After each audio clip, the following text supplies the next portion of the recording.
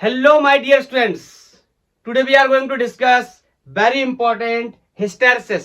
बहुत सारे स्टूडेंट्स को कंफ्यूजन होता है हिस्टेरेसिस को लेके और बहुत सारे गलत कॉन्सेप्ट्स के बारे में सीख जाते हैं या परसेप्शन रहता है। आज मैं आपको हिस्टेरेसिस के बारे में बताऊंगा एंड एक एक कॉन्सेप्ट आपका क्लियर करूंगा एंड मेक श्योर करूंगा कि नीट और जेई की जो भी प्रॉब्लम्स आते हैं उनको आप इजीली हैंडल कर पाए। तो सबसे पहले समझते हैं क्या है हिस्टेरेसिस। इससे पहले समझते हैं क्यों है हिस्टेरेसिस, क्या है इसके बारे में तो डिटेल एनालिसिस होनी है।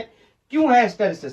मैंने आपको 3 प्रकार के सब्सटेंसेस के बारे में बताया था, फेरोमैग्नेटिक, पैरामैग्नेटिक और डायामैग्नेटिक। इन 3 प्रकार के मैग्नेटिक सब्सटेंसेस के बारे में हमने पढ़ाई कर रखी है, सब कुछ जानते हैं हम इसके बारे में। आज मैं आपको इसके बारे में एक और बात बताना चाहता हूं।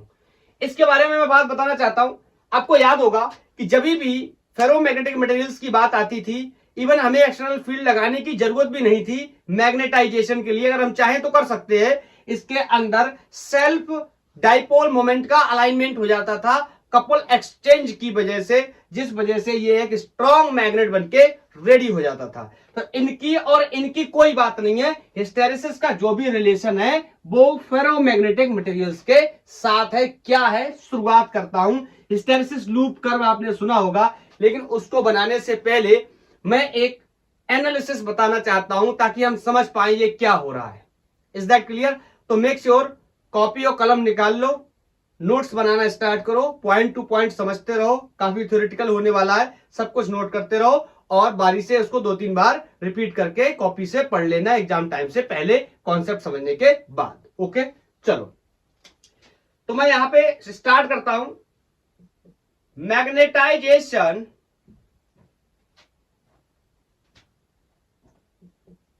The magnetisation in ferromagnetic material is not only depend on magnetic intensity। अब ये तो आपको समझ आ रहा है ना कि ये टर्म्स नए नहीं लगने चाहिए। मैग्नेटिक इंटेंसिटी क्या है, मैग्नेटाइजेशन क्या है, इसके लिए मैंने पूरा लेक्चर बनाया हुआ है। अगर आपको इसमें डाउट है ये क्या है और ये मैग्नेटाइजेशन ये क्या है, तो आपको पहले पीछे से पढ़ाई करके आना चाहिए। ओके, अगर आपको पता है तो हम क्या ही कर सकते हैं। मैंने आपको बताया कि जब हम किसी भी सब्सटेंस को एक्सटर्नल मैग्नेटिक फील्ड में रखते हैं तो उससे जो वो मैग्नेट बनता है, इस प्रोसेस को मैग्नेटाइजेशन के नाम से जानते हैं। और फील्ड की जो इंटेंसिटी होती है, ये मैग्नेटाइजेशन जो होता है वो मैग्नेटिक फील्ड के डायरेक्टली प्रोपोर्शनल होता है। मतलब जितना ज्यादा मैग्नेटाइजेशन उतनी ही मैग्नेटिक इंटेंसिटी। रफली आपको थोड़ा सा बता दे रहा हूं रिवीजन के तौर पे। हाँ, तो फेरोमैग्नेटिक मटेरियल्स के लिए सिर्फ मैग्नेटिक इंटेंसिटी पे ही डिपेंड नहीं करता, but also depends on previous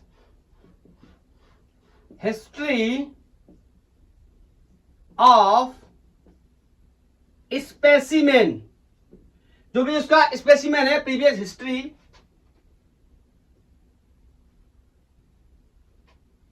ठीक है, सैंपल या स्पेसिमेन। क्या मतलब है इस बात का, धीरे धीरे समझेंगे। एक बात तो क्लियर है कि लाइक पैरामैग्नेटिक सब्सटेंस जो कि सिर्फ डिपेंड करते थे किस पे, मैग्नेटिक इंटेंसिटी पे, फेरोमैग्नेटिक सब्सटेंस ऐसा नहीं करते हैं। इसीलिए इनकी एक स्पेशल प्रॉपर्टी होती है जिसे हम हिस्टेरेसिस के नाम से जानते हैं। इसीलिए हम हिस्टेरेसिस की पढ़ाई कर रहे हैं सिर्फ और सिर्फ किस टाइप के मैग्नेटिक सब्सटेंस के लिए, फेरोमैग्नेटिक। Is that clear? चलो अब समझते हैं। Suppose a ferromagnetic substance is formed a ring shape। मैंने फेरोमैग्नेटिक मटेरियल को एक रिंग की तरह रेडी कर लिया। क्यों कर लिया मैं आपको ये भी बताना चाहता हूं। अब मैं इसको रेडी कर लूंगा, उसके बाद सोलेनॉइड या टोरॉइड, लेट्स से मैं टोरॉइड के अंदर इसको डालूंगा तो टोरॉइड को अंदर डालने से क्या होगा, टोरॉइड के मैग्नेटिक फील्ड का स्ट्रेंथ बढ़ जाएगा, ये तो हम पहले से भी जानते हैं। उसी के साथ ही साथ हिस्टेरेसिस के कॉन्सेप्ट को भी मैं वहां पे इंट्रोड्यूस करना शुरू कर दूंगा और समझने की कोशिश करेंगे कि क्या होता है हिस्टेरेसिस। तो मैंने कैसे बना लिया, रिंग शेप का बना लिया है, एंड क्या कर दे रहा हूं, प्लेस्ड इन अ टोरॉइड, ठीक है। और सोलेनॉइड के बारे, सॉरी, टोरॉइड के बारे में हम कह सकते हैं, छोटी छोटी बातें बता सकते हैं, having an number of turns per unit length and carrying,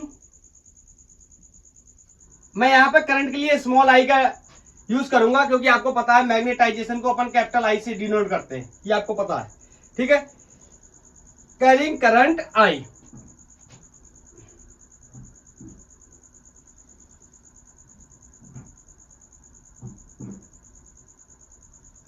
ठीक है, कैरिंग करंट आई। अब मैं ज्यादा नहीं लिखना चाहता, current carrying I produces and all, ठीक है। एक सोलेनॉइड टोरॉइड बना के रेडी कर लिया, उसके अंदर डालेंगे। चलो अब ये बेसिक कहानी को हटा करके मैं इसको मैथमेटिकल एक्सप्रेशंस में ड्राइव करने की कोशिश करता हूं। आप नोट करते रहना साथ ही साथ, विदाउट नोट किए बाद में सब भूल जाओगे, नहीं तो एक हमारे पास हिस्ट्री रहनी चाहिए इसकी।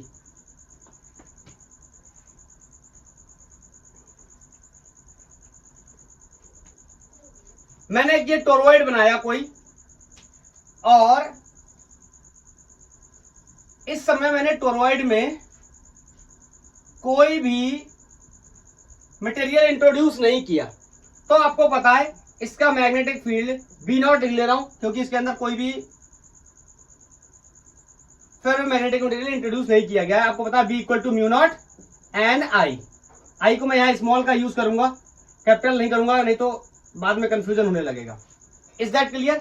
तो ये कहानी कब की है, जब कोई भी इसके अंदर मैग्नेटिक मटेरियल या फेरोमैग्नेटिक मटेरियल भरा हुआ नहीं है। यहां पर एक चीज और पैदा होती है, याद आया? अब कोई मेरे से ये सवाल यहां पर नहीं पूछ सकता कि sir H equal to B upon mu naught या B0 अपॉन म्यू नॉट क्यों है, क्योंकि इसके बारे में हम डिस्कस कर चुके हैं। इसके बारे में तो बहुत ही पहले डिस्कस कर चुके हैं, जहां पर सोलेनॉइड और टोरॉइड दोनों भाइयों की पढ़ाई करी थी। मैंने बोला था चाचा के लड़के एक दूसरे के, बोलो। चलो अब यहां पर अगर देखेंगे तो H is equal to B0 upon mu, इसको इक्वेशन को एक बना लो, और यहां से तुम ये भी कह सकते हो कि B0 will be equal to mu not times of H।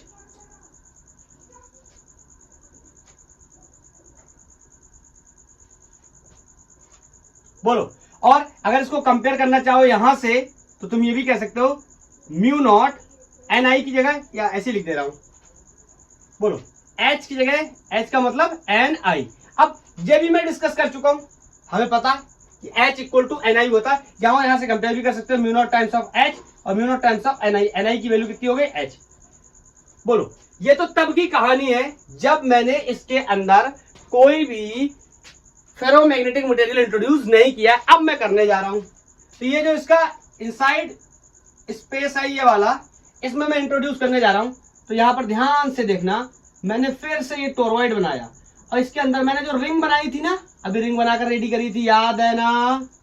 ये क्या है, रिंग ऑफ फेरोमैग्नेटिक मटेरियल। ये मैंने रिंग बनाकर तैयार करी थी।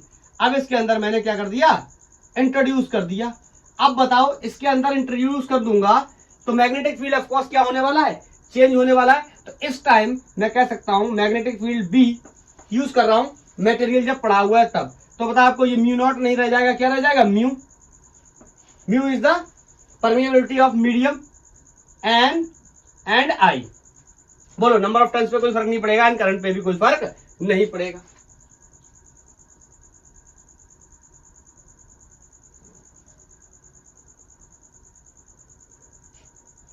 इसके मैं मैग्नेटाइजेशन वाले कॉन्सेप्ट को यूज करने जा रहा हूं, B upon mu not minus आई।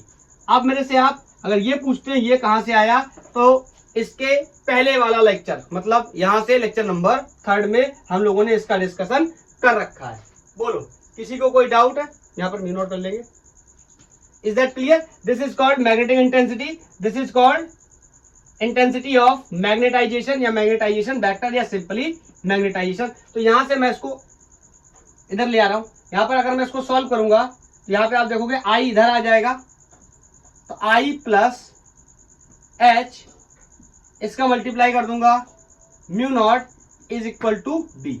ये मैग्नेटिक फील्ड के बराबर है। कब? जब हमने क्या कर दिया, इसके अंदर कोई फेरोमैग्नेटिक मटेरियल इंट्रोड्यूस कर दिया है। क्या आपको समझ आ रही है ना मेरी बात? और यहां पर मैं H की जगह कितना यूज कर सकता हूं, एन आई।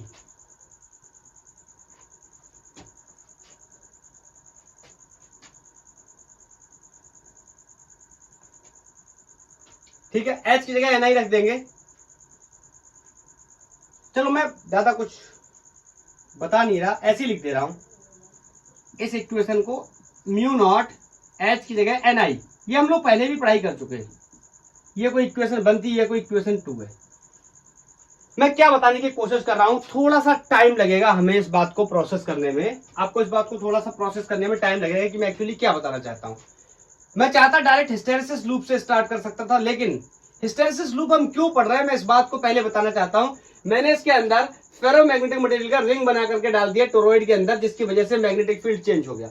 अब मैं आपसे कह सकता हूं कि इक्वेशन 1 से और इक्वेशन 2 से मैं H और I की वैल्यू को कैलकुलेट कर सकता हूं। We can calculate H and I from equation 1 and 2। मेरे को जो भी गिवन डेटा होंगे उनके बिहाफ पे मैं क्या कर सकता हूं, चेंज कर सकता हूं, सॉरी कैलकुलेट कर सकता हूं इन वैल्यूज को, H की और I की वैल्यूज को अलग अलग इक्वेशंस का यूज करके। अब सुनना, यहां से अब थोड़ा सा अलर्ट होते रहना धीरे धीरे। अब कहानी क्या हो रही है, ये इतना मैग्नेटिक फील्ड बनकर तैयार हो गया। पहले इतना था जब मैंने कुछ नहीं भरा था, अब इतना हो गया जब मैंने इसमें फेरोमैग्नेटिक मटेरियल डाल दिया। अब मैं क्या करूंगा, यहीं से अपना कॉन्सेप्ट जिसके बारे में पढ़ाई करने आए हैं, हिस्टेरेसिस, अब वो मान के चलो आप स्टार्ट हो गया है। और बिल्कुल कान खोल करके और एकदम कॉन्सेंट्रेट होकर के सुनना। अगर कोई पॉइंट मिस हो जाता है तो वीडियो को बैक करना और दोबारा उस पॉइंट को सुनना, क्योंकि इतनी लंबी थ्योरी समझना आसान नहीं है अगर आप कॉन्सेप्ट को नहीं समझते हैं तो। हाँ, कॉन्सेप्ट समझ आता है आपको पता ही नहीं चलेगा हम लोग थ्योरी भी पढ़ रहे हैं। यहां से मैं स्टार्ट करता हूं। क्या होगा, व्हेन करंट चेंजेस। अब ये जो एक्सप्रेशन मैंने यहां पे लिखा था, H I equal to B upon mu not minus H. I is not current, I is magnetisation. अगर पहले मैंने एच इधर लिखा हो तो भी कोई प्रॉब्लम नहीं है, आई को उधर लिखा हो तो भी कोई प्रॉब्लम नहीं है। आपको पता कर, ये इधर आएगा तो प्लस हो जाएगा और ये उधर जाएगा तो माइनस हो जाएगा। अब क्या होने वाला है, अच्छा एच की जगह मैं यहां पर एन आई रख ही देता हूं ताकि मैं आपको कुछ समझा पाऊं। एच की जगह मैंने एन आई रख दिया। अब इस करंट को मैं क्या कर रहा हूं, चेंज कर रहा हूं। जैसे जैसे मैं करंट चेंज करूंगा वैसे वैसे ये मैग्नेटाइजेशन और एच क्या होने वाले, चेंज होने वाले। इसी के बारे में हम थ्रू आउट पूरी स्टडी करने वाले हैं और इसका एक कर्व तैयार करने वाले हैं जिसके बारे में हम डिस्कस करेंगे। करंट चेंज करेंगे। अब मैं आपको बताना चाहता हूं मैं यहां पे करना क्या चाहता हूं। मैं एक ग्राफ या आप कह सकते हो एक कर्व बनाना चाहता हूं। आई मींस मैग्नेटाइजेशन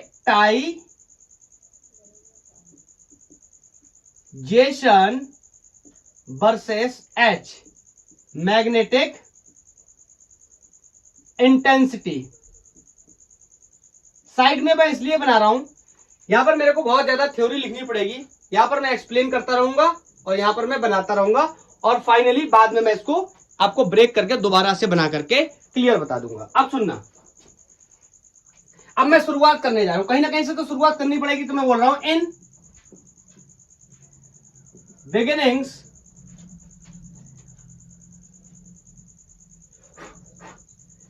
यहां पर एक फोटो और बनाना चाहता हूं मैं। ये जो टोरॉइड था ना, याद आया, ये जो टोरॉइड था इसके अंदर मैंने रिंग डाला था, ये देखो दिख रहा ना, ये रिंग डाला है। इस पे अपन क्या देते थे, इस टोरॉइड में करंट देते थे। मैं बोल रहा हूं इन बिगिनिंग करंट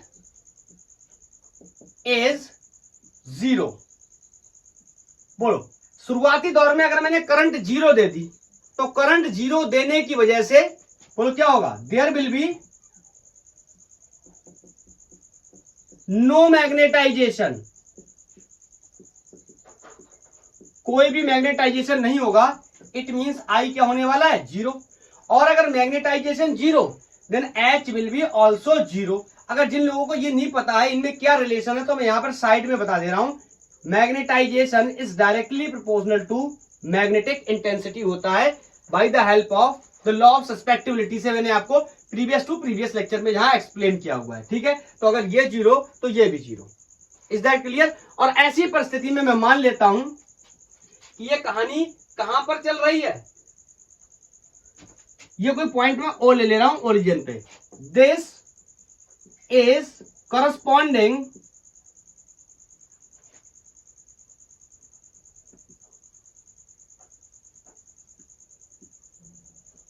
इस साइड लिखूंगा, करस्पॉन्डिंग टू ओ। ठीक है, यहां से मैंने शुरू करी, सुनते रहना भाई। ठीक है, नहीं ये लिखते लिखते खत्म हो जाएगा। क्यों यहां से शुरू क्यों किया, क्योंकि करंट 0 तो मैग्नेटाइजेशन 0। मैं दोबारा से बता रहा हूं, ये I is not for current, this is for magnetization. Current 0, magnetization 0, magnetic intensity 0। मैंने यहां से शुरू किया।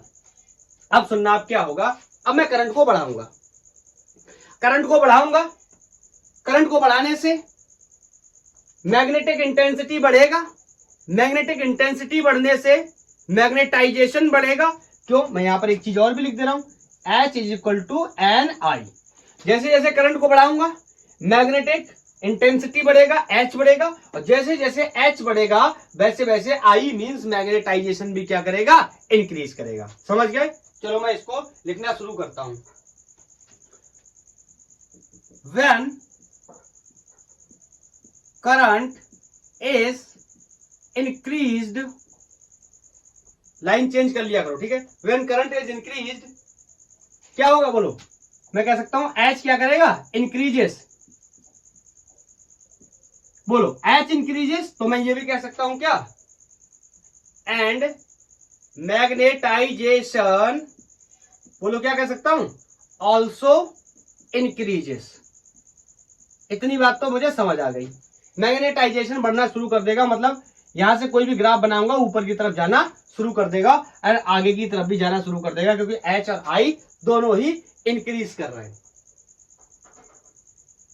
ठीक है, अब ध्यान से सुनना, ये मतलब इस तरीके से यहां से निकलना शुरू हो गया है। कहीं ना कहीं पर तो जाकर रुकेगा। क्या होगा, कहां पर रुकेगा, सोचो कहां पर रुकेगा। जहां पर मैं अभी जो करंट बढ़ा रहा था, करंट को बढ़ाते बढ़ाते क्या कर दूं, मैक्सिमम, कोई ना कोई वैल्यू होगी जिसको मैक्सिमम कर सकते हैं। तो मैं आपसे बोलूंगा अगर when current is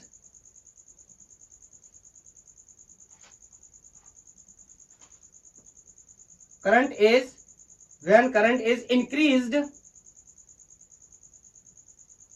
to maximum, current को बढ़ाते बढ़ाते मैंने क्या कर दिया, मैक्सिमम कर दिया। Is that clear? करंट क्या हो गया, मैक्सिमम। तो ये भी क्या हो जाएगा, फॉर द मोमेंट मैक्सिमम। लेकिन मैं इसको क्या मान के चल रहा हूं, ध्यान से सुनना, इसको मैंने कुछ इस तरह बनाया और ये थोड़ा सा डिजाइन मेरे से बनता नहीं है सही से,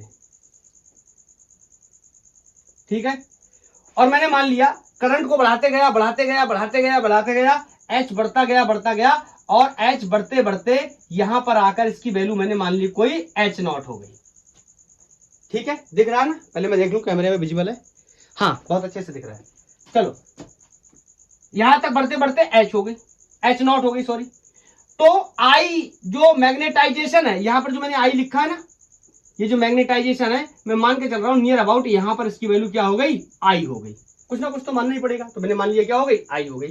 तो मैंने कहा when current is increase to maximum, तो मैं लिख सकता हूं क्या, एच क्या हो जाता है, becomes H not. Positive x direction में इसलिए मैंने पॉजिटिव ले रखा, जरूरत पड़ेगी तो नेगेटिव एच भी, ये नेगेटिव एच नॉट भी हो सकता है। बोलो और एंड मैग्नेटाइजेशन बिकम्स आई। आई मैंने मान लिया मैग्नेटाइजेशन हो गया, इसको मान ले रहा हूं क्या, नियरली सैचुरेटेड, काफी हद तक सैचुरेट हो गया है, मैक्सिमम वैल्यू हो गई है। बोलो तो अब क्या होगा, मैग्नेटाइज हो चुका है, बोलो इंटेंसिटी ऑफ मैग्नेटाइजेशन हो चुका है, एच भी हो चुका है। बोलो यहां पर मैं एक पॉइंट भी मार्क कर दे रहा हूं, लेफ्ट से कोई पॉइंट क्या कर दिया मैंने, ए मार्क कर दिया। यहां पर मेरे को लूप का रास्ता भी इंपॉर्टेंट होगा, तो मैं यहां पर यह बात भी मेंशन कर सकता हूं कि इस प्रोसेस में मैग्नेटाइजेशन किसके अलोंग वेरी करता है, in this whole process magnetisation varies along path OA। Is that clear? OA। अगर मेरी राइटिंग आपको कहीं पर ना समझ में आए तो आप मेरे वर्ड्स को ध्यान से सुनते रहना, और मुझे बीच बीच में चेक भी करना है। दिख रहा है, यस दिख रहा है। चलो इतनी बात मुझे समझ आ गई कि मैंने एक बार इसको क्या कर लिया, करंट को मैक्सिमम कर लिया, बढ़ाते बढ़ाते इंटेंसिटी ऑफ मैग्नेटाइजेशन को भी मैंने कोई एच नॉट कर लिया, आप भी कह सकते हो ये वैल्यू मैक्सिमम टाइप से हो गई पर्टिकुलर करंट के लिए, और बढ़ते बढ़ते मैग्नेटाइजेशन की वैल्यू भी कोई आई हो गई, जो कि मैंने मान लिया क्या हो गया, सैचुरेट हो गया बढ़ाते बढ़ाते।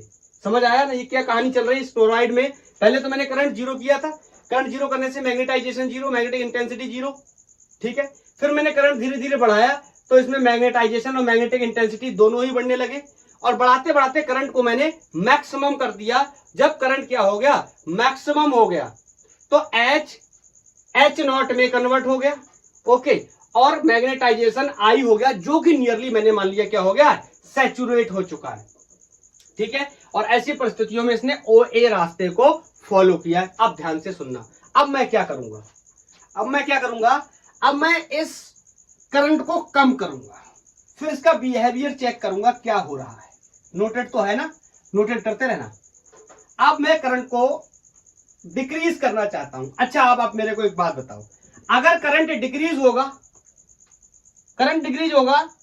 तो इंटेंसिटी, मैग्नेटिक इंटेंसिटी भी डिक्रीज होगा, और अगर मैग्नेटिक इंटेंसिटी डिक्रीज होगा तो मैग्नेटाइजेशन भी डिक्रीज होगा, यह भी डिक्रीज होगा।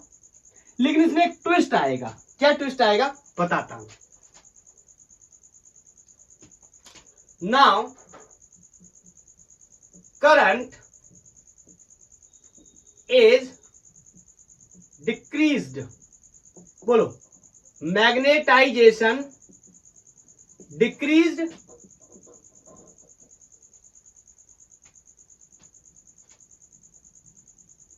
And magnetic intensity also decreases.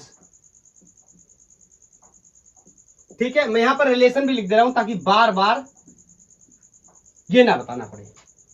बोलो अगर H डिक्रीज करेगा तो I भी डिक्रीज करेगा। I का मतलब मैग्नेटाइजेशन इंटेंसिटी, या सिंपली मैग्नेटाइजेशन, या मैग्नेटाइजेशन वेक्टर, तीनों ही नाम मैंने इसके आपको बता रखे हैं, समझ गए। लेकिन यहां पर एक ट्विस्ट है। ट्विस्ट क्या है इस बात को समझना। जैसे मैं किसी मैग्नेटिक मटेरियल को करंट दे रहा हूं और करंट देने से वो मैग्नेट बन रहा है, तो जब मैं करंट को हटा लूंगा उसकी मैग्नेटिक इंटेंसिटी जीरो हो जाएगी। अगर मैं जीरो कर दूंगा तो, हटाऊंगा तो। लेकिन क्या करंट हटाने के बाद वो जो सब्सटेंस है वो पूरी तरीके से न्यूट्रल हो गया होगा? मुझे नहीं लगता ऐसा हुआ होगा। कुछ ना कुछ मैग्नेटिक बिहेवियर उसके अंदर जरूर रह गया होगा, इसलिए यहां पर एक नया काम होने वाला है। मैंने बोला now current is decrease and magnetisation all decreases and magnetic intensity also decreases. लेकिन एक काम हुआ, ध्यान से सुनना, मैं क्या जो बता रहा हूं उसको मार्क करना।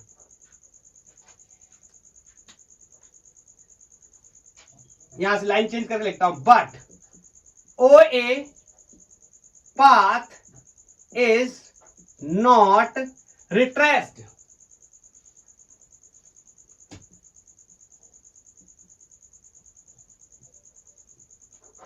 ओ A path is not retraced. क्यों? सुनना ओ ए पाथ रिट्रेस्ड तो तब होगा, ओ ए पाथ तो रिट्रेस्ड तब होगा जब एच भी जीरो हो जाए और आई भी जीरो हो जाए, करंट भी जीरो हो जाए। करंट को तो मैं जीरो कर लूंगा, मेरे पास तरीका है। एच भी जीरो हो जाएगा, क्यों? अगर करंट जीरो हो गया तो कुछ लोग मेरे से कह सकते हैं सर अगर एच जीरो है और ये इसके प्रोपोर्शनल है तो ये भी जीरो हो जाना चाहिए। ये मैथमेटिकली देखने में लगता है कि ये जीरो हो जाएगा, बट फिजिकली या प्रैक्टिकली ये पॉसिबल नहीं है। मतलब इसीलिए ये ओए पाथ को रिट्रेस नहीं करेगा। क्यों नहीं करेगा? थोड़ा सा मैं आपको आगे चल के और बताता हूं। अभी सुनना, क्यों नहीं जीरो करेगा इसकी वजह बताता हूं, क्लियर वजह। अब मैं क्या कर रहा हूं, करंट को जीरो कर दे रहा हूं। As now current reduces to zero. आप मेरे को बताओ, मैंने इस टोरॉइड में बैटरी लगा दूं क्या? ये लो बैटरी लगा दी। इस टोरॉइड में मैंने करंट जीरो कर दिया। करंट जीरो करने से क्या होगा? इसकी मैग्नेटिक इंटेंसिटी जीरो हो जाएगी। मैं लिख रहा हूं यहां पे, now the current as now current reduces to zero,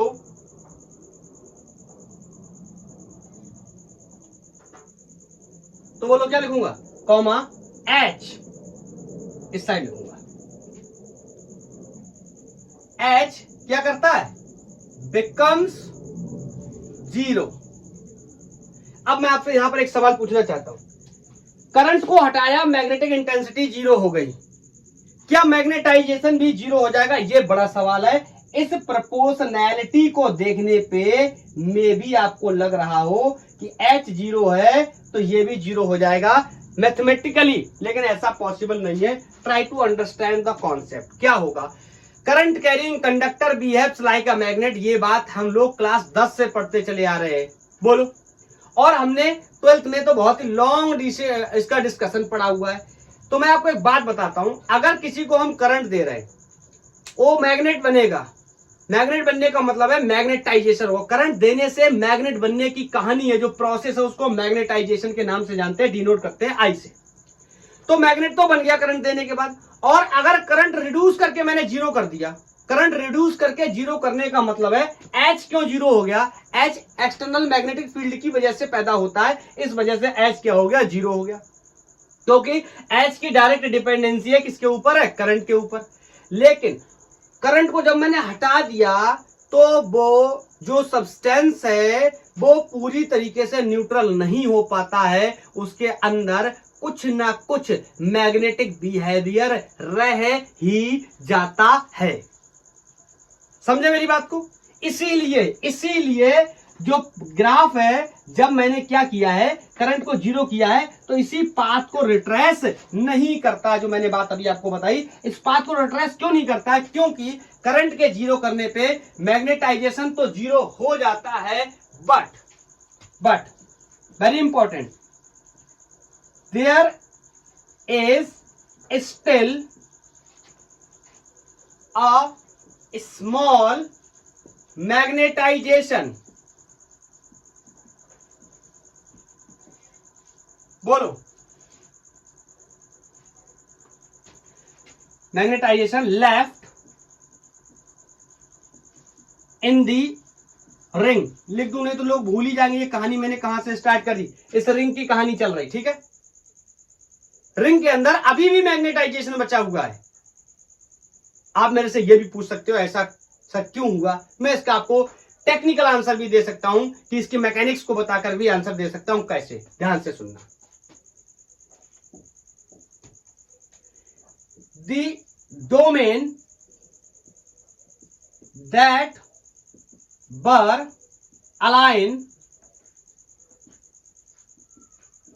चलो मैं इसको थोड़ा सा और बताता हूं। आपको याद होगा प्रीवियस टू प्रीवियस, इससे थर्ड लेक्चर में मैंने आपको एक बात बताई थी, जब भी मैं किसी मैग्नेटिक मटेरियल को एक्सटर्नल मैग्नेटिक फील्ड में रखता हूं, यहां एक्सटर्नल मैग्नेटिक फील्ड का मतलब किससे है? करंट से, क्योंकि करंट देने से क्या बन जाएगा? मैग्नेट बन जाएगा। तो आपको याद होगा इसके अंदर जो रैंडम डाइपोल पड़े होते थे वो क्या करना शुरू कर देते थे? अलाइन करना शुरू कर देते थे in the direction of magnetic field. यह कॉन्सेप्ट मैं आपको बता चुका हूं। तो मैंने जैसे ही क्या किया, तो domain that were align, current देने की वजह से क्या कर गए थे? अलाइन कर गए थे एट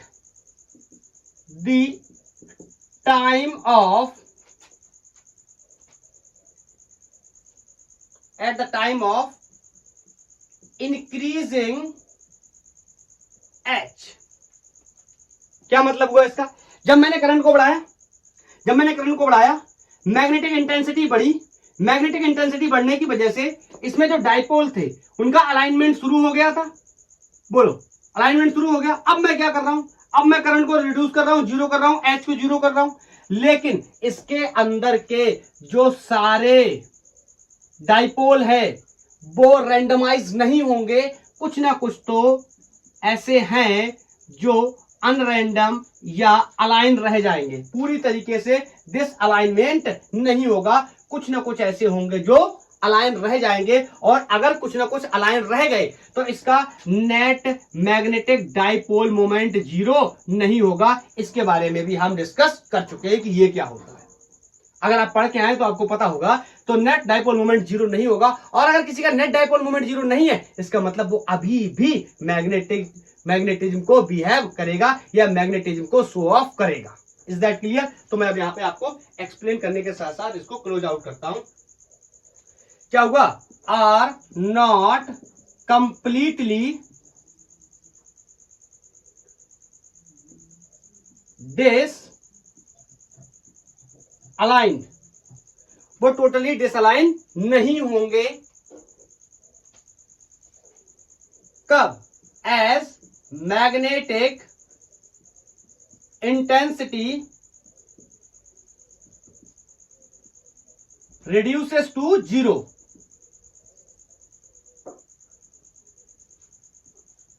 क्या आप मेरी बात को समझ गए? बिल्कुल अच्छे से समझ गए होंगे। जब मैंने इसको करंट देना शुरू किया, करंट देने की वजह से जो मैग्नेटिक इंटेंसिटी है उसकी वजह से मैग्नेटाइजेशन स्टार्ट हो गया। मैग्नेटाइजेशन का क्या मतलब होता है? डाइपोल जो रैंडम पड़े थे वो क्या होने लगे?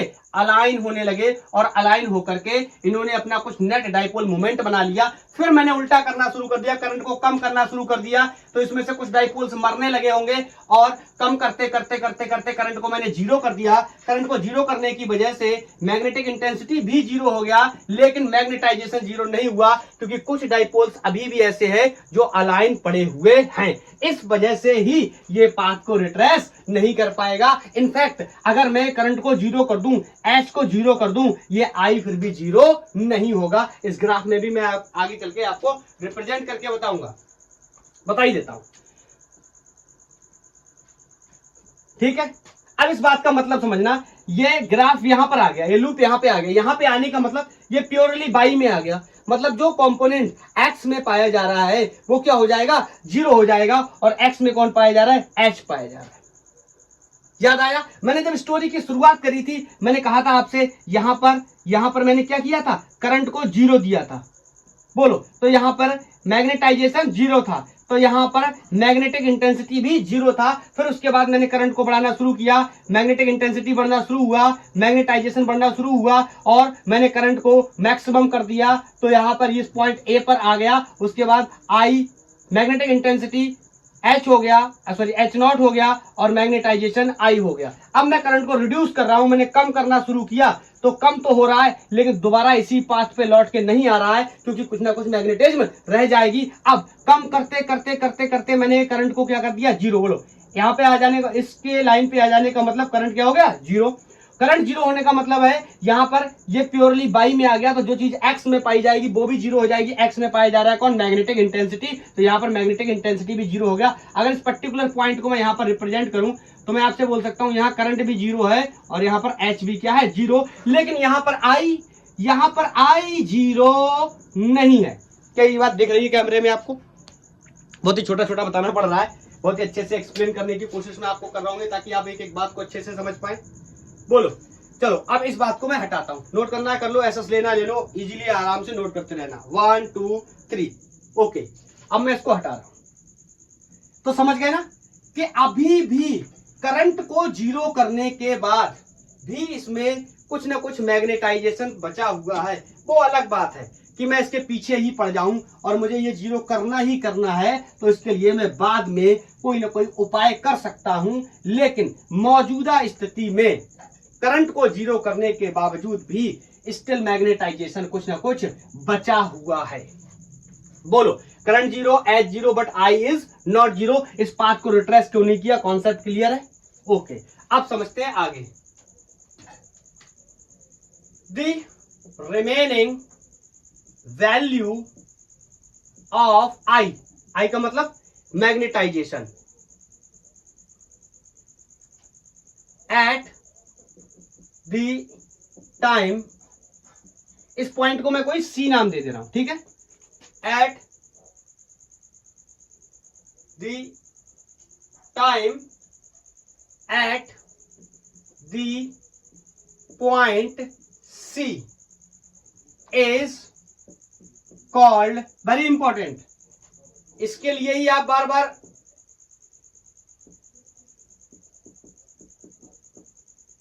रिसेंटिविटी, रिसेंटिविटी का मतलब करंट जीरो करने के बाद, मैग्नेटिक इंटेंसिटी जीरो होने के बाद भी कितना मैग्नेटाइजेशन बचा हुआ है, रिसेंटिविटी। Is that clear? कितना बचा हुआ है? इतना।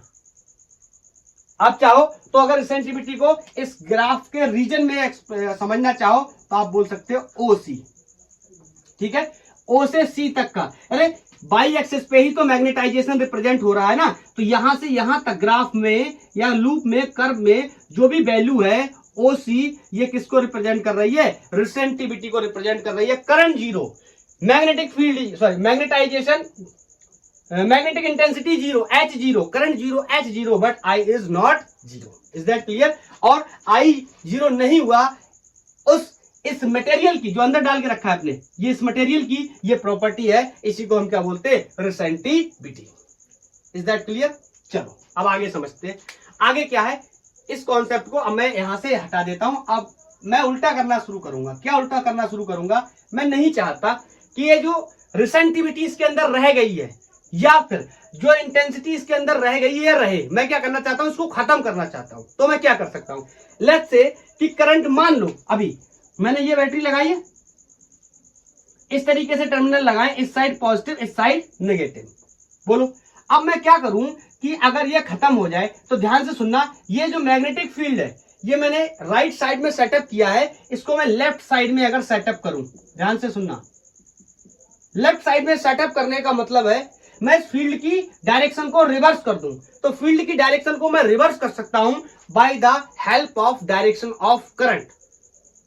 याद आया? लेफ्ट हैंड रूल याद आया? याद आया थप्पड़ रूल? करंट की डायरेक्शन चेंज करने से मैग्नेटिक फील्ड की डायरेक्शन चेंज हो जाती है। याद आया? तो मैंने अब इस बैटरी को चेंज कर दिया, इस बैटरी को चेंज कर दिया, मतलब मैंने करंट की डायरेक्शन को क्या कर दिया? रिवर्स कर दिया। अब करंट की डायरेक्शन रिवर्स होने की वजह से ये magnetic field, external magnetic field reverse हो गया, मतलब मैग्नेटिक फील्ड क्या हो गया? ये एच, मैग्नेटिक इंटेंसिटी क्या हो गया? रिवर्स हो गया। इसकी वजह से मैग्नेटाइजेशन जो बचा था वो भी अब टूट टूट करके, कम हो करके क्या होने जा रहा है? जीरो। अगर मैं करना चाहूं तो मैं क्या कर सकता हूं? करंट को रिवर्स। Is that clear? अब मैं यहां लिखने जा रहा हूं to reduce I to zero. मुझे करंट को, सॉरी मैग्नेटाइजेशन को जीरो करना है, तो मैं क्या कर सकता हूं? मैं कह सकता हूं there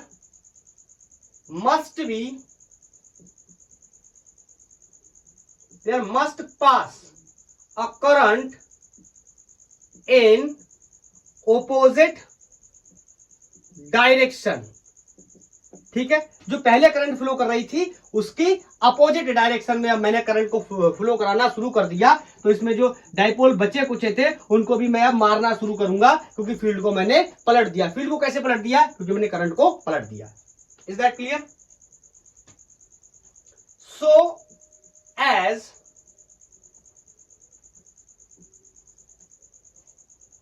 to this aligned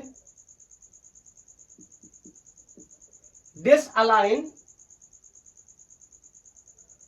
the domain। ये जो डोमेन था इसके अंदर जो भी डाइपोल बचे थे, जैसे मैंने इस कंडीशन में बताया था थोड़े बहुत बचे, लेकिन अब अपन क्या कर रहे हैं, इस फील्ड को रिवर्स कर रहे हैं by the help of current. Magnetisation क्या होने लगेगा? कम होने लगेगा। बोलो, सो एज डिसअलाइन, डिसअलाइन करूंगा मैं। जो पहले अलाइन करे थे अब उनको मैं क्या कर रहा हूं? डिसअलाइन कर रहा हूं। डिसअलाइन द डोमेन्स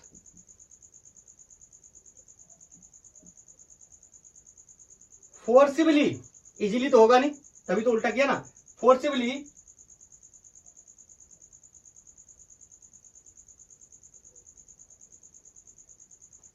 अब ध्यान से सुनना, यहां पर मैं एक और नया टर्म इंट्रोड्यूस करना चाहता हूं।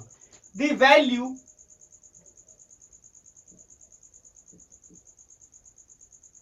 Of H needed to make क्या? I0। H की वो वैल्यू जिसकी मुझे जरूरत पड़े, किसके लिए? मैग्नेटाइजेशन को जीरो करने के लिए। देखो, मैग्नेटाइजेशन जीरो करना, मैग्नेटाइजेशन बताओ जीरो कब होगा? जब ये लूप कहां आ जाए? एक्स एक्सिस पे, तभी तो बाई की चीज जो है वो जीरो हो जाएगी।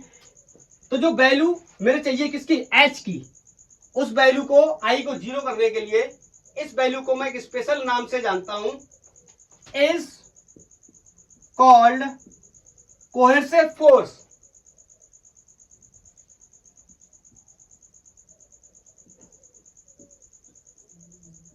इसको मैं कोहेसिव फोर्स के नाम से जानता हूं। हाँ, कुछ किताबों में इसको कोर्सिविटी के नाम से भी जानते हैं। कोर्सिविटी भी बोलते हैं। मैं रीजन भी बताऊंगा आपको कि कौन सा रीजन, मतलब ग्राफ में कौन सा रीजन है जो कोर्सिविटी को रिप्रेजेंट करेगा। चलो, तो पहले मैं क्या करता हूं, इसको आई को क्या करता हूं? जीरो। अपोजिट डायरेक्शन में करंट कर दी, तो बोलो एच क्या हो गया? अपोजिट। और एच की कितनी वैल्यू, ध्यान से देखना यार, इसको मैं बाद में अच्छे से बना दूंगा कर्व में, बिल्कुल अभी आप समझते रहो। यहां आ गया, तो ये वैल्यू हो गई एच की, मैंने मान लिया ये हो गई माइनस एच नॉट। यहां प्लस एच नॉट माना था, यहां पर माइनस एच नॉट मैंने इस वैल्यू को मान लिया। नहीं सॉरी, अभी नहीं, अभी ये पॉइंट मान ले रहा हूं। कोई ये ए माना, ये सी माना, तो इसको डी मान रहा हूं। बताता हूं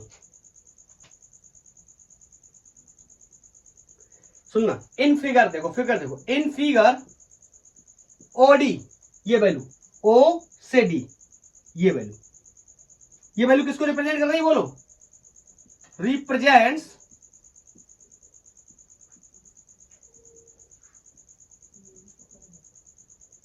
कोर्सिव फोर्स, या इसी को अपन कोर्सिविटी के नाम से भी कुछ बुक्स में लिखा हुआ है, जानते हैं हम। ये कोर्सिव फोर्स एक्चुअली में ये इस लैंग्वेज को श्री एस.सी. वर्मा सर लिखते हैं, कोर्सिव फोर्स को। ठीक है, बाकी बुक्स में आपको कोर्सिविटी के नाम से भी मिल जाएगा।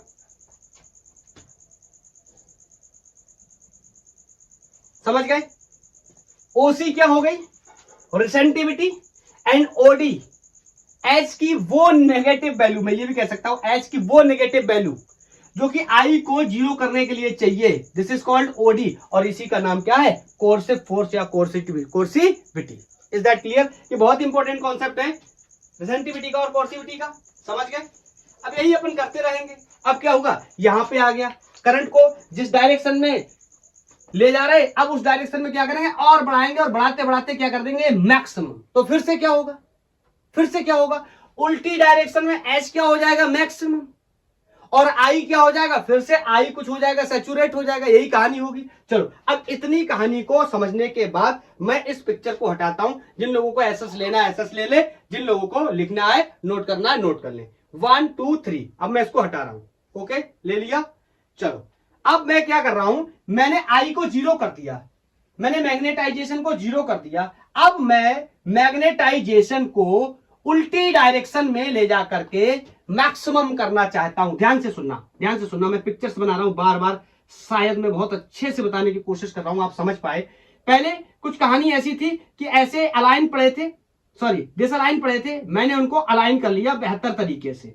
फिर ये जो अलाइनमेंट था, मैंने करंट को रिड्यूस किया तो ये अलाइनमेंट बहुत कम हो गया, हाँ थोड़ा बहुत बचा था, ऐसा नहीं है कि बिल्कुल जीरो हो गया। लेकिन अब मुझे जब इसे जीरो करना था तो मैंने करंट को क्या कर दिया, रिवर्स कर दिया, और एक ऐसी सिचुएशन आ गई जहां पे पूरा क्या हो गया, रैंडमाइजेशन हो गया, सारे डिसअलाइन हो गए। लेकिन अब मैं चाहता हूं कि जो फील्ड मैंने उल्टी करके लगाई है, ये एच उल्टा करके लगाया है या जो करंट उल्टा करके लगाया है, इस वैल्यू को मैं क्या करना चाहता हूं, अपोजिट डायरेक्शन में सबको अलाइन करना चाहता हूं। इट मींस, ध्यान से सुनते रहना, अब यहां पर जो उल्टी डायरेक्शन में करंट चल रही थी मैं उसको और बढ़ा रहा हूं और बढ़ा रहा हूं, तो क्या होगा, डाइपोल्स का डिसअलाइनमेंट अपोजिट डायरेक्शन में अलाइनमेंट होने लगेगा धीरे धीरे जैसे जैसे करंट बढ़ेगी। और व्हेन आई करंट, करंट लिख रहा हूं आई से कंफ्यूजन ना हो जाए, व्हेन करंट क्या हो जाएगी, मैक्सिमम हो जाएगी, तो इसका जो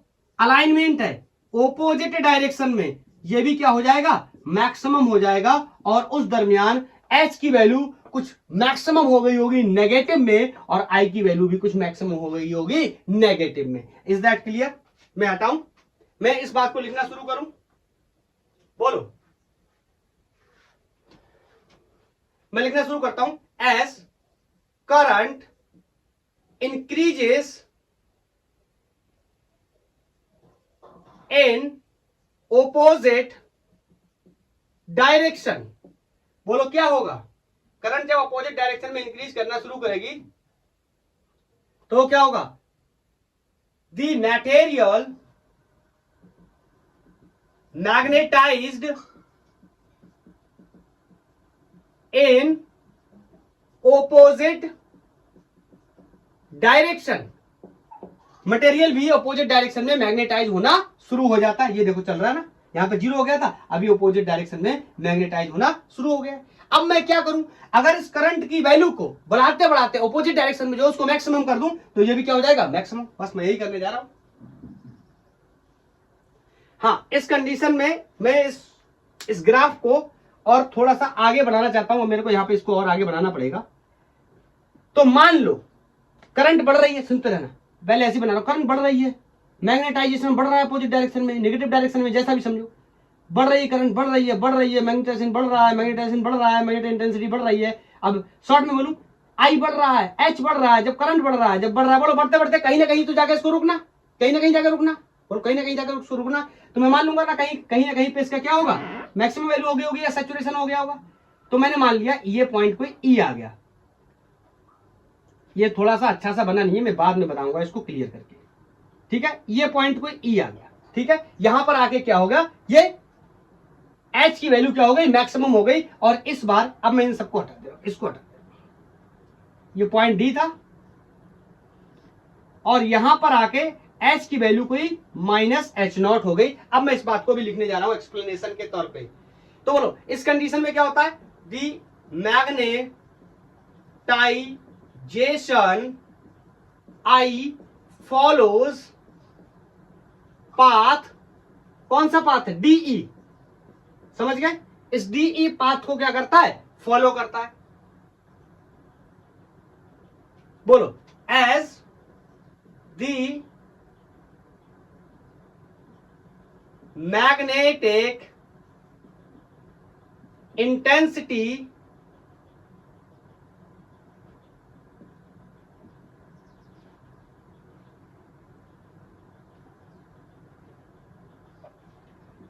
magnetic intensity becomes minus H naught. यहां पर मैंने क्या कर दिया इसको, माइनस एच नॉट। बोलो क्लियर है? अब मैं फिर से वही काम करूंगा, मतलब यहां पर भी कोई ना कोई वैल्यू हो गई होगी, मैं यहां मार्क कर दे रहा हूं, यहां मान लो कोई वैल्यू माइनस आई हो गई होगी। बोलो, मैंने एच को ही मेंशन कर दिया, आप चाहो तो और भी लिख सकते हो। And magnetisation becomes minus I, nearly saturated. लेकिन मैं फिर से इस काम को करना चाहता हूं, मैग्नेटाइज डीमैग्नेटाइज, मैग्नेटाइज डीमैग्नेटाइज, ऐसे कर करके ही मैं उसकी क्या करूंगा, मैग्नेटिक पावर को बढ़ाऊंगा। इसी को तो मैं हिस्टैरिसीस बोलता हूं। बोलो चलो, अब मैं फिर से क्या करूंगा, फिर से करंट को रिवर्स करूंगा।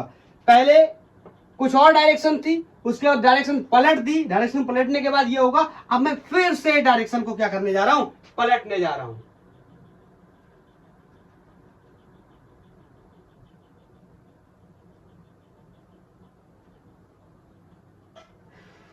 अच्छा, एक पॉइंट मेरे को और बताना है।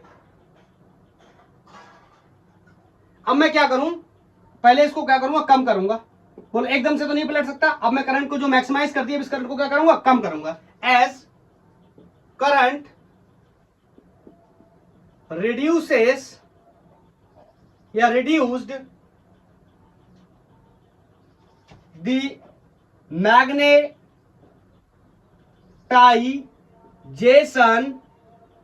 follows path, क्या होगा, ये कुछ इस तरीके से। ठीक है, यहां पे इस पॉइंट को नाम एफ दे दे रहा हूं। आपको पता है, जैसे अब मैं पूरी डिटेल स्टडी नहीं बताना चाहता, बोल के बता दे रहा हूं। जैसे मैंने करंट यहां पर जो थी, अब मैंने इस करंट को कम करना शुरू कर दिया। नॉट, अभी रिवर्स नहीं कर रहा, सॉरी मैंने जो बोल दिया था रिवर्स, अभी रिवर्स नहीं कर रहा, अभी सिर्फ क्या कर रहा हूं, कम। तो जैसे जैसे मैं कम करूंगा तो करंट क्या कर दूंगा, एक बार ले जाकर जीरो कर दूंगा। और आपको पता है करंट जीरो करने से एच की वैल्यू भी क्या हो जाएगी, जीरो। यहां पर आ गया, एच की वैल्यू जीरो होगी, लेकिन आई जीरो नहीं होगा। ये बात ना यहां पर आपको, यहां पर ना आई जीरो हुआ था, ना आई यहां पर जीरो होगा। यही तो फायदा है मेरा, तभी तो उसकी रिसेंटिविटी क्या हो रही है, हर साइकिल में बढ़ती चली जा रही है। समझ गए? पहले इतनी थी, अब इतनी और हो गई, फिर और बार साइकिल करंट की चेंज करता रहूंगा, ऐसे बढ़ता चला जाएगा। Is that clear? चलो, अब मैंने जैसे करंट को रिड्यूस करना शुरू किया, कम करना शुरू हुआ, कम करते करते करंट को मैंने जीरो कर दिया। इस जगह पे करंट क्या हो गया, जीरो। तो इस जगह पे मैग्नेटिक इंटेंसिटी एच भी क्या हो गया, जीरो। लेकिन मैग्नेटाइजेशन जीरो नहीं होगा। इसके पीछे रीजन मैं बता चुका हूं, क्योंकि कुछ ना कुछ अलाइनमेंट अभी भी रह गया होगा करंट जीरो होने के बावजूद भी। Is that clear? तो मैग्नेटाइजेशन किस पाथ को फॉलो करेगा, किस पाथ को फॉलो करेगा, ई एफ पाथ को फॉलो करेगा। Is that clear? E F path को इसने फॉलो किया। चलो, अब मैं इसको हटा रहा हूं। हाँ, अब मैं चाहता हूं इसके आगे का एक पिक्चर बनाता हूं। ये मस्त अलाइन था अपोजिट डायरेक्शन में। अब क्या होगा, नेक्स्ट पिक्चर क्या होगा, ऐसा होगा एक दो, ऐसे बता दे रहा हूं ना, एक दो डाइपोल अलाइन अभी भी रह गए होंगे। बोलो, एक दो विजिबल है, एक दो डाइपोल अभी भी इसमें अलाइन रह गए। लेकिन अब मैं चाहता हूं कि ये भी अलाइनमेंट खत्म हो जाए, तो ऑफ कोर्स जो करंट की डायरेक्शन मैंने दी है, मेरे को करंट की डायरेक्शन फिर से पलटनी पड़ेगी। Is that clear? बोलो।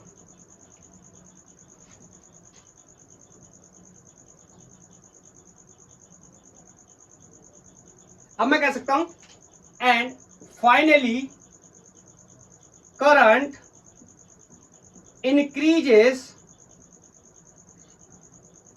Increased in original direction.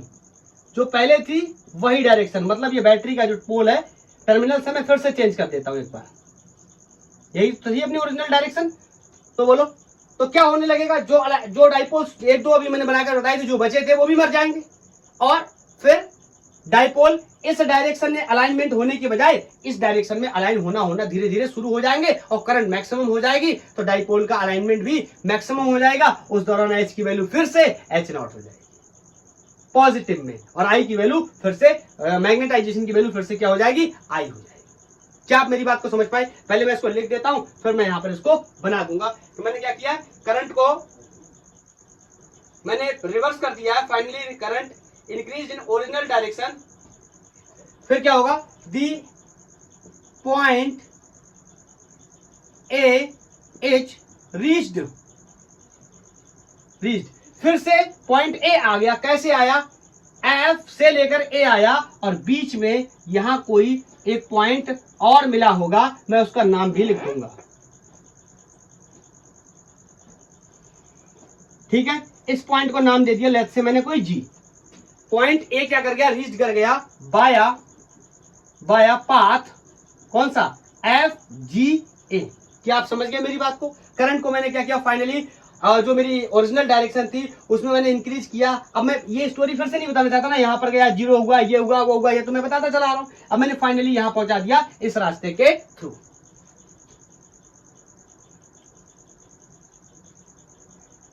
बोलो अब मैं क्या करूं, ये साइकिल एक कंप्लीट हो गया। अब इस साइकिल को मैं चाहूं तो बार बार रिपीट कर सकता हूं, जिसमें एच की वैल्यू कहां से, एच की वैल्यू एच से लेके एच नॉट से लेके माइनस एच नॉट तक चेंज होगी। बोलो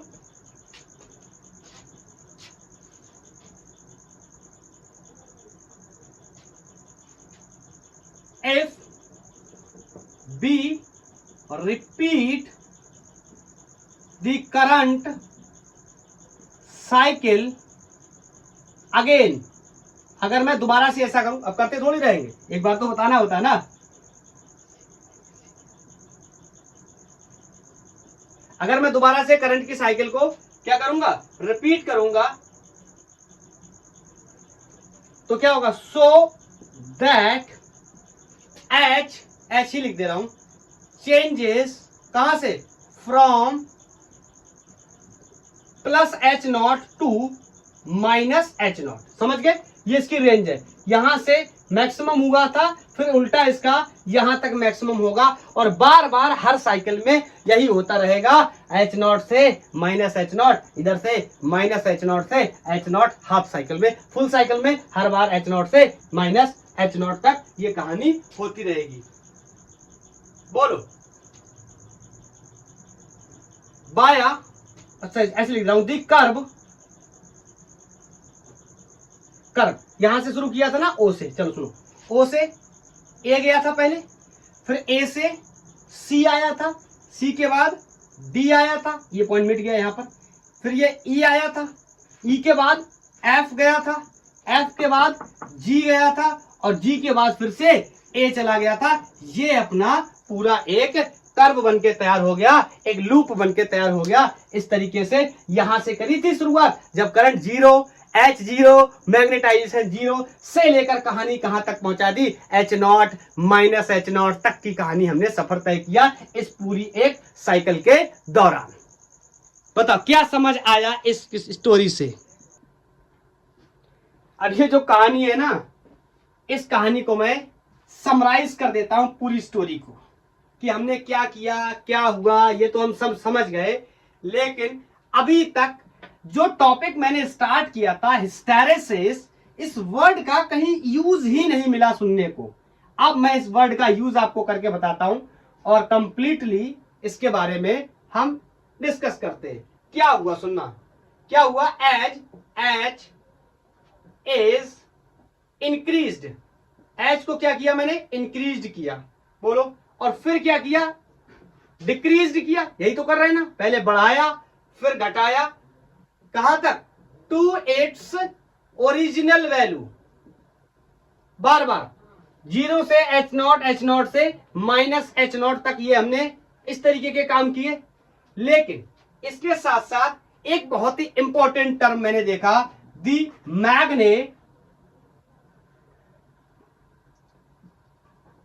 magnetisation.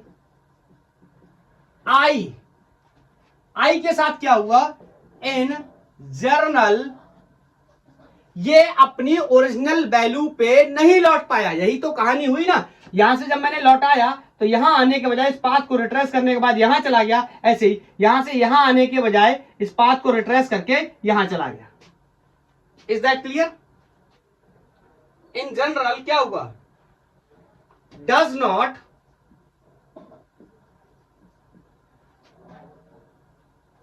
Return to its original value. क्या आप मेरी बात को समझ पाए।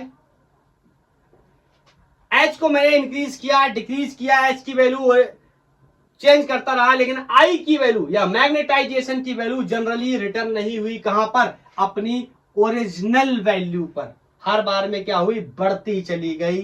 समझे? समझे? इससे मेरे को क्या फायदा हुआ? इससे मेरे को क्या फायदा हुआ? ध्यान से देखोगे तो करंट को बढ़ाया और एट द एंड एक साइकिल कंप्लीट करने के बाद जब मैं हटा और मैंने देखा तो क्या हुआ?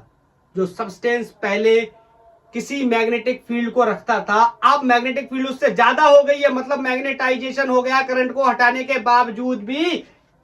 कैसे? एच की वैल्यू को बार बार घटा करके और बढ़ा करके। This this this fact is called hysteresis. समझे? एच की वैल्यू को बढ़ाना और घटाना बार बार, लेकिन उससे आई की वैल्यू जनरली चेंज ना हो, अपना चेंज ना होने का मतलब अपने ओरिजिनल वैल्यू को अचीव ना करे। This property is called hysteresis. समझ गए? अब मैं इस ग्राफ को दोबारा से सही से बना दे रहा हूं, साफ करके एक बार।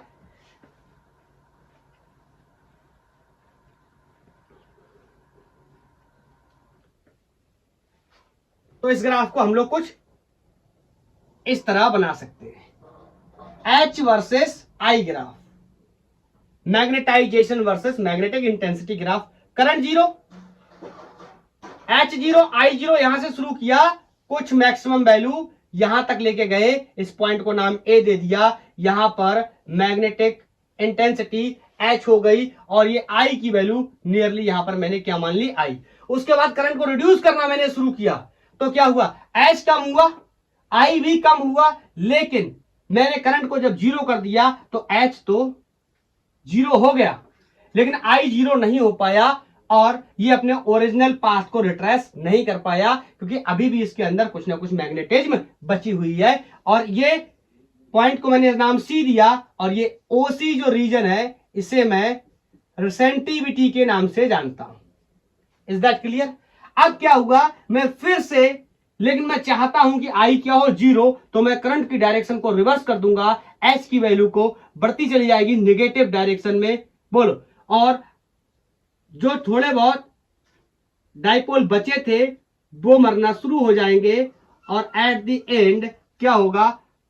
आई की वैल्यू जीरो हो जाएगी। Is that clear? मैग्नेटाइजेशन क्या हो गया? जीरो। अब मैग्नेटाइजेशन तो जीरो हो गया, लेकिन मैं चाहता हूं अब अपोजिट डायरेक्शन में ही मैग्नेटाइजेशन और हो जाए, तो जो वैल्यू करंट की मैंने रिवर्स की थी मैं उसको बढ़ाता चला जाऊंगा। उसके बढ़ाते जाने से क्या होगा? यार ये बनता नहीं है मेरे से सही से। उससे क्या होगा? ये नेगेटिव में मैक्सिमाइज होता चला जाएगा और इस जगह इसकी वैल्यू माइनस एच नॉट हो जाएगी, जहां पर करंट क्या हो जाएगी? मैक्सिमम। अब करंट मैक्सिमम मतलब उल्टे डायरेक्शन में मैग्नेटाइजेशन, डाइपोल सारे मैग्नेट हो गए, मैग्नेटाइज हो गए ऑपोजिट डायरेक्शन में। अब मैं क्या करना चाहता हूं? फिर से इसको डीमैग्नेटाइज करना चाहता हूं। इसका मतलब मैं करंट को रिड्यूस करना शुरू कर देता हूं, कम करना शुरू करूंगा। जैसे ही करंट को कम करूंगा एच भी कम होगा और आई भी कम होगा। याद आई ये स्टोरी? एच भी कम होगा, आई भी कम होगा, और रिड्यूस करते करते करंट को अगर मैं जीरो कर दूं तो एच तो हो जाएगा जीरो, लेकिन आई फिर से जीरो नहीं होगा, अपने ओरिजिनल पाथ को रिट्रेस नहीं करेगा। वजह जो ऊपर थी वही नीचे है। और इस पॉइंट को मैंने कोई ई नाम दिया और इस पॉइंट को मैंने कोई एफ नाम दिया। उसके बाद मैंने करंट को अब अपने ओरिजिनल डायरेक्शन में पलट दिया। जो थोड़े बहुत डाइपोल इस कंडीशन में बचे हैं, जो, अच्छा एक चीज मैं बताना भूल गया ना, ये रीजन, ये ओडी का रीजन क्या होगा? कॉर्सिविटी या कॉर्सिव फोर्स, बता तो चुका हूं। अब यहां से एफ को यहां से मैं करंट को इंक्रीज करता चला जाऊंगा और ये अपनी ओरिजिनल पॉइंट ए को अचीव कर लेगा किसी रास्ते से होते हुए। उस रास्ते का नाम एफ जी ए हो जाएगा। Is that clear? ये कहानी बार बार एच की वैल्यू को बढ़ाना या घटाना और उसके बाद आई की वैल्यू को अपना ओरिजिनल वैल्यू अचीव ना कर पाना, इस कहानी को ही हम, इस घटना को ही हम हिस्टैरिसीस के नाम से जानते हैं। क्या आप मेरी बात को समझ पाए? और उसके बाद ये भी बता दे रहा हूं, and the curve is called hysteresis loop. ये जो लूप बनकर रेडी हुआ है पत्ती नुमा स्ट्रक्चर, लीफ नुमा स्ट्रक्चर, आप बुक्स में देख लेना थोड़ा सा, इसको मेरा अच्छा सा बना नहीं है, तो इसको अपन क्या बोलेंगे, हिस्टेरेसिस लूप। इसके बारे में एक बात मैं और बता देता हूं, हिस्टेरेसिस लूप के बारे में।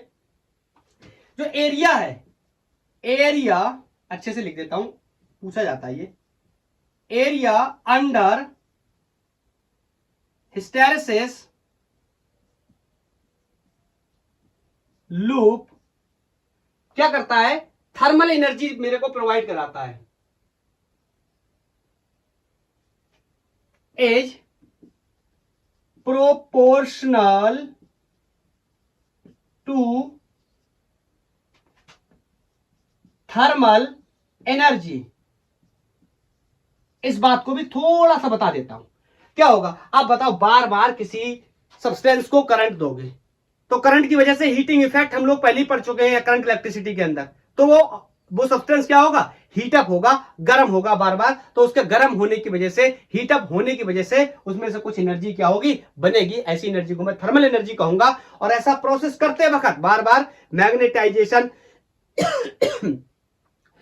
मैग्नेटिक इंटेंसिटी एच से माइनस एच ले जाते हुए जब वो हीट अप होगा, और मेरे को कैलकुलेट करना है कि कितना हीट जनरेट हुआ है, तो इसके अंदर का जो एरिया है इस लूप का वो प्रोपोर्शनल होगा किसके, थर्मल एनर्जी के। मतलब एरिया कैलकुलेट कर लो और जो एरिया आएगा वो किसके बराबर आएगा, थर्मल एनर्जी के। जैसे क्लासिकल मैकेनिक्स जब हम पढ़ाई करते थे तो फोर्स वर्सेस डिस्प्लेसमेंट का जो ग्राफ होता था उसके अंदर का जो एरिया होता था वो वर्क डन देता था। वर्क डन भी एक प्रकार की क्या है, एनर्जी है। यहां पर भी एक एनर्जी मिल जाएगी इसके अंदर, लेकिन ये एनर्जी कौन सी होगी, थर्मल, करंट के हीटिंग इफेक्ट की वजह से।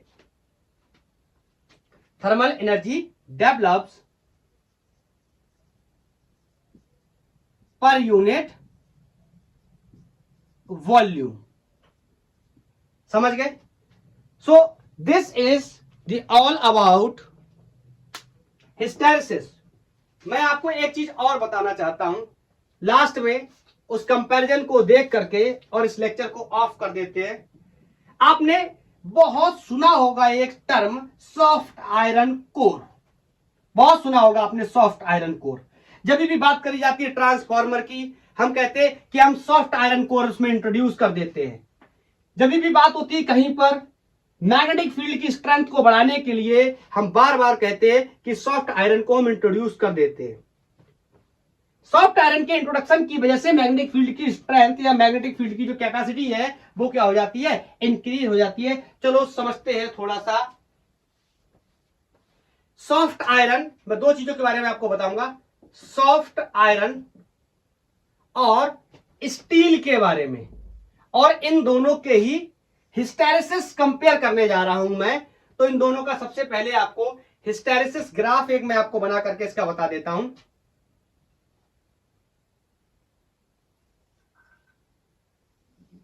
इस तरीके से मैंने इसका हिस्टेरेसिस ग्राफ बनाया, ये आयरन के लिए, सॉफ्ट आयरन कोर के लिए, और ये यहां पर मैं बनाने जा रहा हूं स्टील के लिए। ओहो,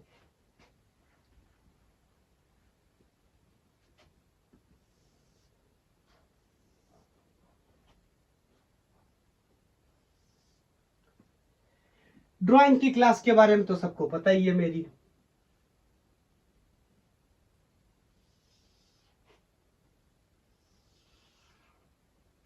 अरे दिख रहा है ना, इतने में मेरा काम हो जाएगा, डिजाइन सही नहीं बनी है। बस आपको इतना दिख रहा है ना कि ये छोटा है और ये बड़ा है, मतलब इसका एरिया ज्यादा है, इसका एरिया कम, इतनी बात दिख रही है, बस इससे मेरा काम हो जाएगा, मुझे यही बताना है। चलो इनके बारे में मैं आपको कुछ बातें दोनों के बारे में बताना शुरू करता हूं। बताओ, अगर मैं इसकी रिसेंटिविटी की बात करूं तो ये होता था पार्ट, ये पार्ट क्या होता था, रिसेंटिविटी। तो बोलो इसकी क्या होगी, कम, और इसकी क्या होगी, ज्यादा। ग्राफ से कंपेयर कर रहा हूं तो बोलो इसकी रिसेंटिविटी क्या होगी, कम। तो मैं लिख सकता हूं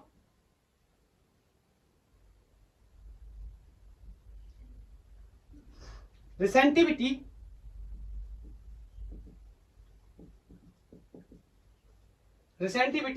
और बताओ ये वाला एरिया, ये वाला पॉइंट, ये ओ था, ये सी था, मैंने जो भी लिखा था ये डी था। तो बताओ ये क्या, इसकी रिसेंटिविटी, और ये इसके क्या है, कोर्सिविटी। तो मैं कह सकता हूं रिसेंटिविटी and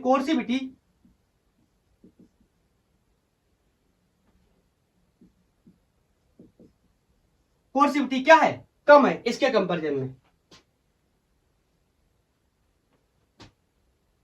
are smaller for soft iron, uses भी बताऊंगा अभी, और इसकी retentivity and coercivity are large for steel. बोलो, स्टील के लिए रिसेंटिविटी और कोर्सिविटी क्या है? ज्यादा। यहां पर भी पॉइंट मार्क कर दे रहा हूं, ओ सी और ये बी। ठीक है। एरिया देखें, लूप का एरिया, तो इसका एरिया क्या है? ज्यादा है। मैं लिख दे रहा हूं क्या? एरिया अंडर लूप क्या है? लार्ज है। इसका एरिया क्या है? एरिया अंडर लूप स्मॉल है। बोलो, दोनों की अपनी अलग अलग विशेषताएं हैं। या लेस है लूप, क्या इतना तो आप समझ ही सकते हो। अब सुनना मेरी बात को, यहां से एक बहुत इंपॉर्टेंट पॉइंट शुरू होता है।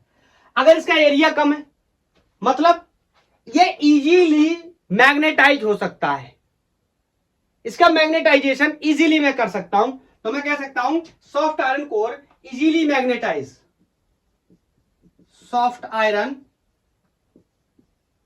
Core easily magnetised. इसीलिए आप देखते हो ना, बार बार ट्रांसफार्मर में या जहां पर भी मेरे को जल्दी से मैग्नेटिक फील्ड को बढ़ाना होता है, मैं किसको डाल देता हूं? सॉफ्ट आयरन कोर को। बोलो, तो ये इसका एरिया चूंकि बड़ा है, तो बोलो ये इजीली मैग्नेटाइज नहीं होगा। बोलो, बाद में लिख दूंगा। हाँ, अब इसके विषय में एक बात और भी है।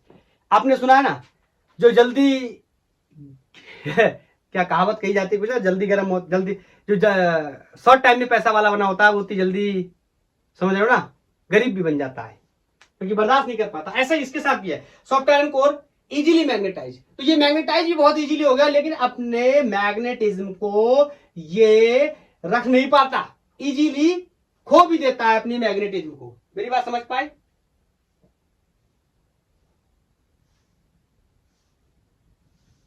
तो मैं कह सकता हूं but only a small magnetisation क्या कर पाता है? रिटेन कर पाता है।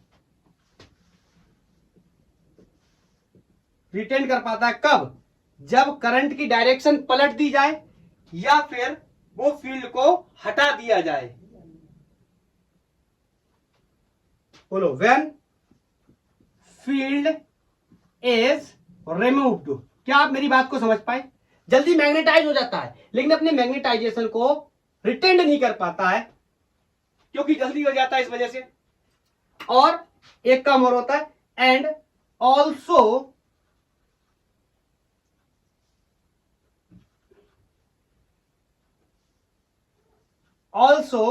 Losses energy. एनर्जी को भी क्या करता है? लॉस करता है।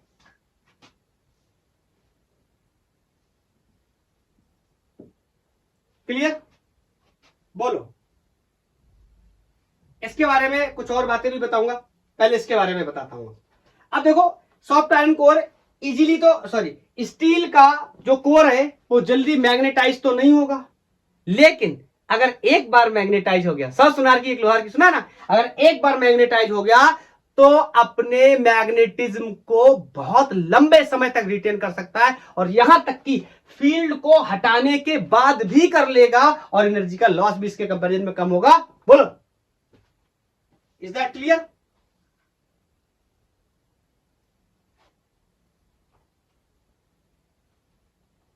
तो इजीली तो ये मैग्नेटाइज नहीं होगा, तो मैं क्या बोल देता हूं? लार्ज, क्या कैसे लिखूं?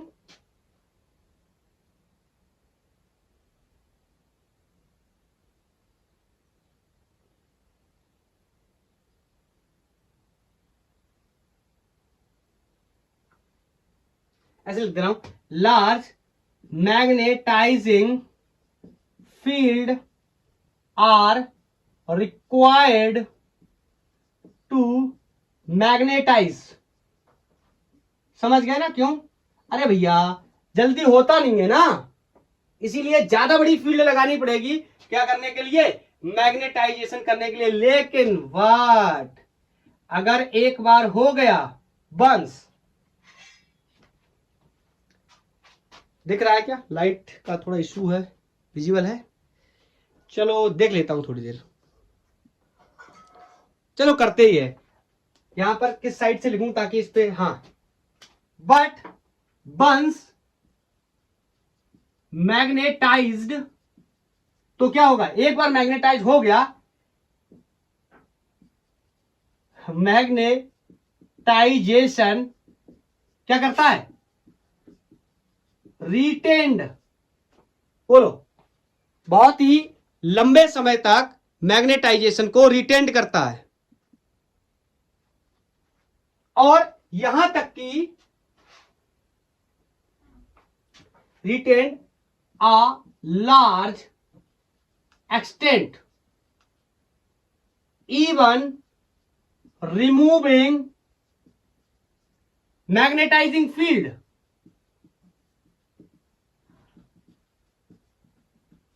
Is it visible or not? Yes, it is. बोलो, तो मैग्नेटाइजेशन को रिमूव करने के बावजूद भी, सॉरी, मैग्नेटाइजिंग फील्ड को रिमूव करने के बावजूद भी ये अपने मैग्नेटाइजेशन को क्या कर लेता है, रिटेन कर लेता है। तो बताओ, एक शब्द इसके बारे में और बोल सकता हूं कि इसकी रिसेंटिविटी, रिसेंटिविटी क्या होती है, वेरी लार्ज, बहुत लार्ज होती है।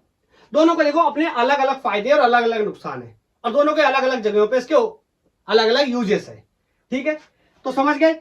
यहां पर मेरे को ऐसा सेटअप बनाना है जिसमें मैग्नेटाइजेशन देर में हो लेकिन होल्ड ज्यादा समय तक करे, मैं स्टील कोर को प्रीफर करूंगा। जल्दी से मैग्नेटाइज करना हो, मैग्नेटाइजेशन अगर रिटेन नहीं भी होता है, no problem, then I will insert the soft iron core. Is that clear?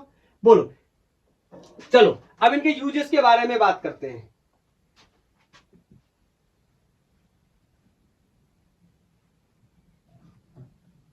Soft iron core को हम बोल सकते हैं soft iron core are suitable to make electromagnets. Electromagnets को बनाने के लिए सुटेबल होता है। Inside the current carrying coil, कोई भी कॉइल है उसको हमें इलेक्ट्रोमैग्नेट्स बनाने के लिए, पूरी बात लिखता हूं, टू इंक्रीज मैग्नेटिज्म या मैग्नेटिक फील्ड। मेरी बात को समझे, कोई कॉइल है, करंट कैरिंग कॉइल है, और उसमें हम क्या करना चाहते हैं, उसको इलेक्ट्रोमैग्नेट्स बनाना चाहते हैं या उसकी फील्ड को बढ़ाना चाहते हैं, तो टेम्परेली जल्दी से फील्ड को बढ़ाने के लिए हम सॉफ्ट आयरन कोर का इस्तेमाल कर सकते हैं, क्योंकि ये जल्दी मैग्नेटाइज हो जाएगा and after removing the field या करंट ये जल्दी से डीमैग्नेटाइज भी हो जाएगा, no problem. Is that clear? और इसका अच्छा एग्जांपल अगर आप देखोगे तो आपको मिलेगा ये ट्रांसफार्मर में, in transformer and moving coil galvanometer, moving coil galvanometer और ट्रांसफॉर्मर एक्सेट्रा में क्या किया जाता है, अच्छे तरीके से बड़े पैमाने पे soft iron cores are used. Clear है? कहां यूज किया जाता है सॉफ्ट आयरन कोर? ज्यादातर ट्रांसफार्मर मूविंग कॉइल गैल्वेनोमीटर में हम इस्तेमाल करते हैं। वजह सब कुछ क्लियर है कि हम ऐसा क्यों करते हैं। ठीक है, मैं चाहता तो इसके बारे में अब मैं बोल के बता दे रहा हूं, ठीक है, अब मैं बहुत लिखना नहीं चाहता।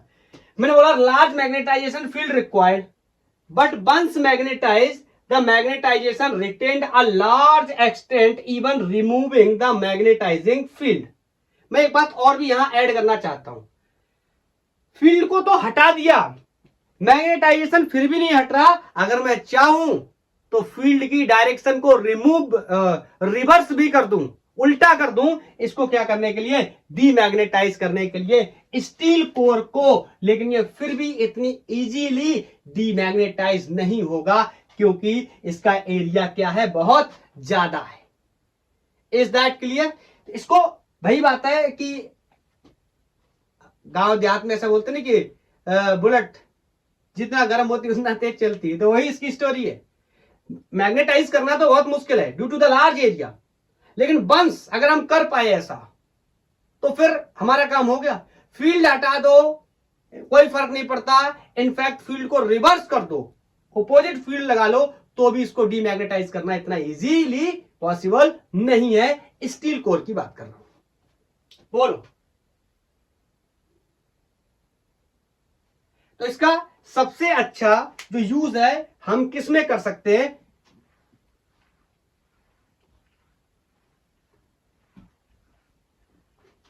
तो हम लिख सकते हैं इसका use steel and similar materials are used to make, सबसे अच्छा है परमानेंट मैग्नेट्स।